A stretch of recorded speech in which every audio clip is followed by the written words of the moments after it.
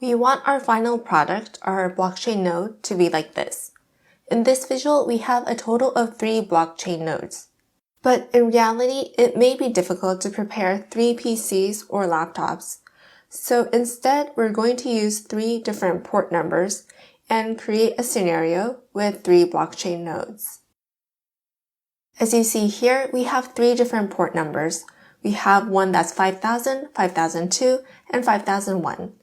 We can change the port numbers and start up the web server. We can generate REST APIs to implement this data transmission.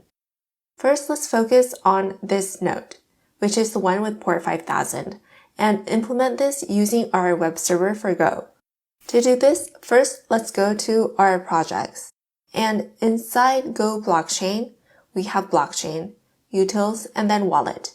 We want to create another directory, and we'll name this one as Blockchain Server, and click OK. We'll click New, and then name this one as Main. We're looking at our Blockchain Server folder, and this says Package.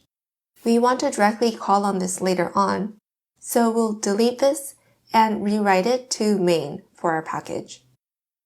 For example, we can have func main fmt print ln test.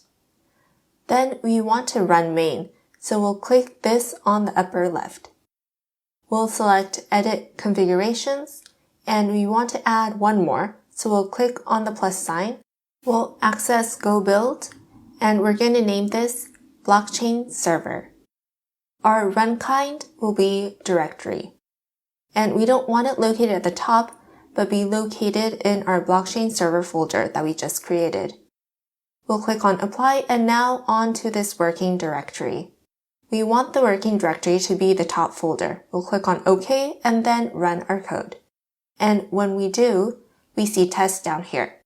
Next, inside this Blockchain Server folder, we want to create another file. We'll select New Go File and name it Blockchain Server. We'll click on OK. We have inside our Blockchain Server, blockchainserver.go and main.go.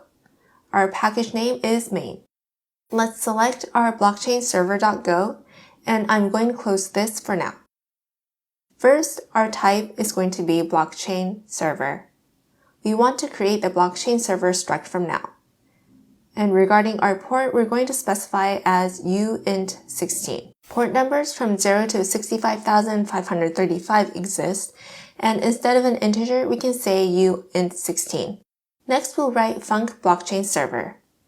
After this, we want to use port numbers in the 5000s range, so we want to specify the port in our parameter. And after that, we want to return blockchain server and include our port. Later on, we want to confirm our port number, so we're going to add on a method to return our port number for our blockchain server. Next, we'll write return BCS port. For now, we wanted to return hello world to see if our web server is up and running. We'll write HTTP response writer. This concept is often introduced in introductory courses and manuals for Go. So if this is unfamiliar, please do a little research on it. If you look at Go documents, you'll see examples that will introduce these concepts and terms.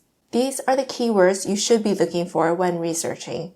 And this time too, we'll refer to IO write string. W, which is our response writer, will be followed by hello world. This is what we need to write in our response writer.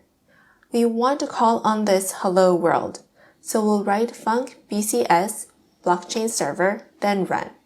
When we run this, we'll write HTTP handle func. When the web server's / is called upon, then we're going to call hello world. Then this will be followed by log fatal. Let's scroll up and import log. Then we're going to write HTTP listen and serve, followed by 0000:. Then we want our port number, so we'll write strconf integer ASCII, then int BCS port. We don't need a handler, so we'll write nil. Let's start this up using a Go web server. Now, regarding web servers, in introductory courses, this may be introduced, but if this is new to you or you want to refresh your memory, you can go to the Go document and look at writing web applications.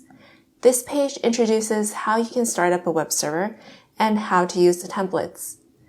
If you want to review your skills in this area, you can access this Writing Web Applications site, and the URL for this site is golang.org/doc/articles/wiki. Now, we want to call this from our main.go. This main.go is located within this blockchain server folder. We see two main.gos, so it's a little confusing. Let's access this lower one, and we're not going to use this anymore, so let's erase this section.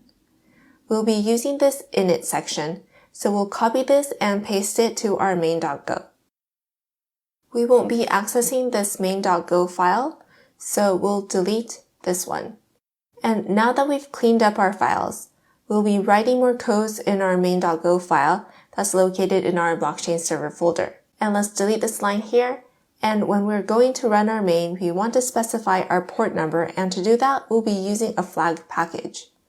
This may be easier to understand if we just wrote the code. So here, this will be port, then set it to 5000 as our default. We'll enter an explanation as to what this port number is. Let's write TCP port number for blockchain server. Then, flag parse. This will be followed by fmt println port.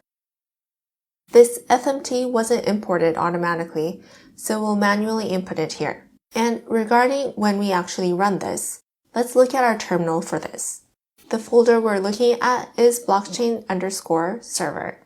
When we write go run main.go, we'll add help as our option, and then run. When we do, we see dashport uint TCP port number for blockchain server default 5000. Now, for example, let's write port 5001 and run our code. This will return the port's address.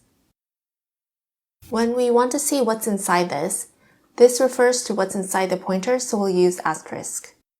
Let's run this again, and we see 5001. This means we can use the port number that we specified. We can use 5002 and other numbers to specify what port numbers can be used when we start up main.go. For now, let's close our terminal. We want to use this port to start up our web server. So we'll write app new blockchain server. And we want to specify a port number to this. So we'll cast this with uint16 followed by app run. We don't need this fmt up here, so we'll delete this and run our code. And when we do run our code, we might get the message on a Mac, but just click on Allow. Next, let's open up our web server and access 00005000. Please access this and you should see Hello World. And for those who aren't using Golang, I'm going to close this web browser by clicking this red button here. Please access your terminal, and right now inside your projects, you should have blockchainserver.go and main.go. You need both of these, so we'll write go run main.go and blockchainserver.go. We need to specify the two names followed by the port number you choose. We'll press enter, and then 5001 will be set up, and let's click on the plus to the right here. We'll write 00005001. When we access this, we see Hello World. So for those who aren't using Golang, this is one way to specify the port number. For those of you who are using Golang, you can access Edit Configurations and look at the section for program arguments. You could change this to port 5002, then click on Apply and OK. Let's run our code, and let's also copy and paste this. We'll rewrite this to 5002 now. Even when this is changed to 5002, we still get Hello World. Again, if you're using Golang, you can specify by accessing this Run Debug Configurations. For right now, I want to start it up using our default port, so we'll delete what we've written, then click on Apply, then OK. Our web server is up and running.